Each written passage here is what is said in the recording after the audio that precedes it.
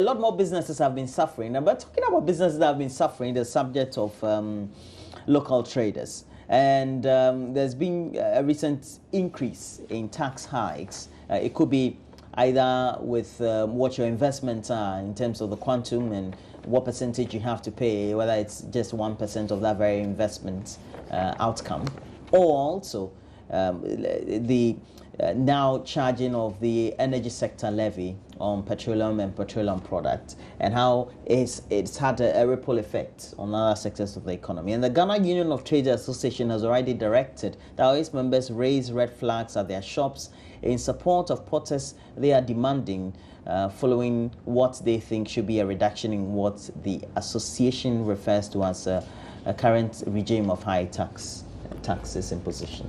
Yeah, Roland, you know something. I think the government will have to do a bit more of stakeholders and interactions. In terms of what?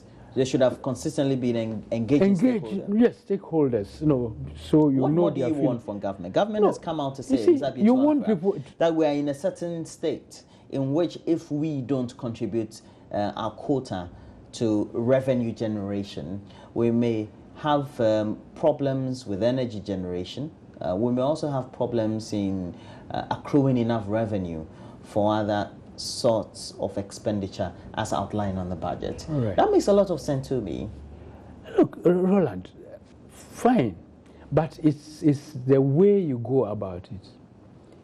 It's been said consistently, like, look, widen the tax net.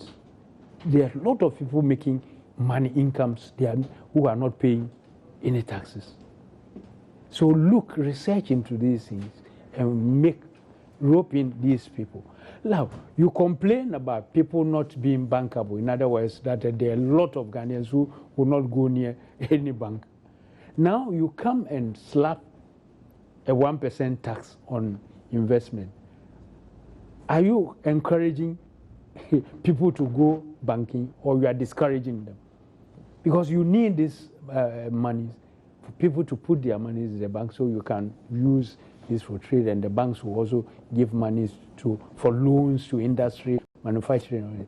Now you tell that if you bring the money here, you put it there, you pay a 1% tax on your investment.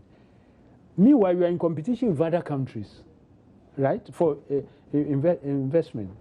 So if the person feels that, look, why should I go to Ghana if I have to pay a 1% tax on my investment in the, then I would rather look somewhere else, or rather do something else. Or the ordinary citizen. But it's not peculiar to Ghana. Indeed, if you look at many countries, many of those countries we consider to be multilateral donors, they tax their citizens to the hilt. Roland, you see, and it's through those stuff of revenue that they also get more than enough to borrow towards the lower middle income countries or even the least developed countries. That is a mistake that we make here. Meaning what? You go to those countries, housing perhaps is no problem. Okay. Today you want to live they there. Have other social infrastructural provisions. That would tend to push in the ordinary transportation is no problem. I needn't drive here. Scholarship to educate your children is always available. Right? Put my car somewhere along there. Take a bus here, and it's no big deal. Take a train to the nearest train station, walk across. But we'll get there. Is that not the argument from government communicators? We'll get there, yes, but you don't strangle the people even before you get there, right? You call this strangulation? Sure. There's hardship in this country. Nobody should deny that. There is hardship in this country. You need to go to outside, perhaps in the cities you might not see because you see, but go back to the villages and you see, the extent to which people have been impoverished.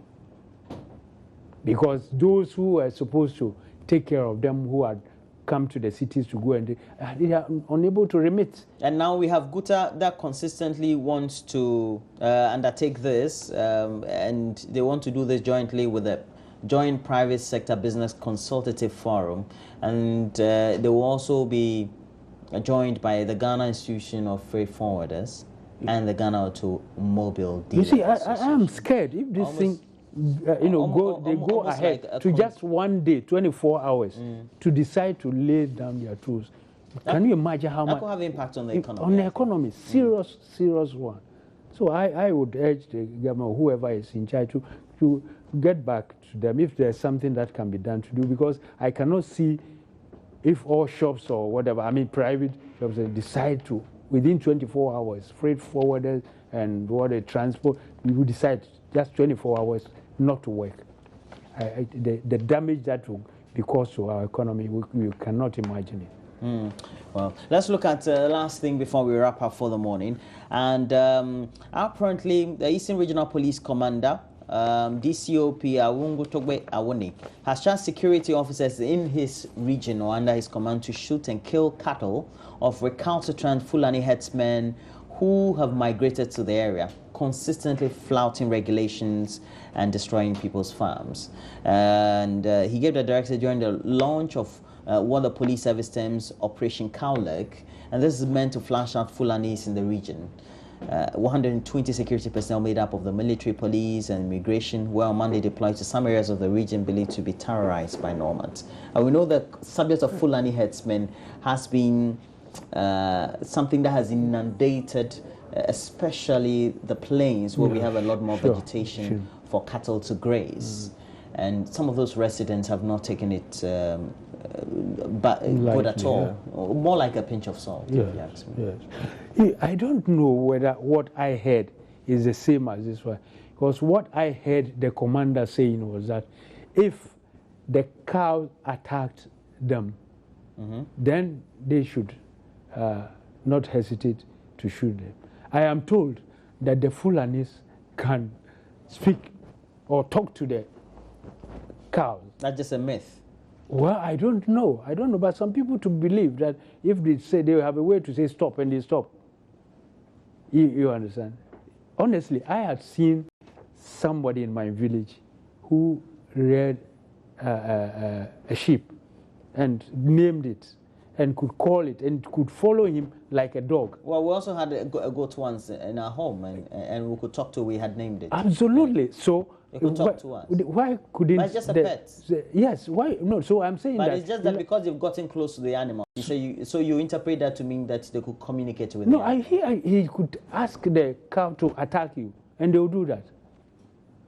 I hear because they're always with the animals. They talk to the animals. Yes. So it makes a lot of sense. They said they could ask them to attack you. So the truth is that if you go driving and suddenly you don't know, that you think that is a normal disease, but before you realize the Fulani talks to them to come back attacking them, that one, of course, they will have to defend themselves. And I thought that is what I understood the commander to be saying, but I didn't hear him say it's rather the Fulani people that they should be shooting. He says to shoot and kill cattle. The cattle. Yes, if they attack, he added that if they were attacked. Yes. He added that if they were cattle. If they are, kill the cattle. If they attack. Yeah, sure. So what's wrong with that one?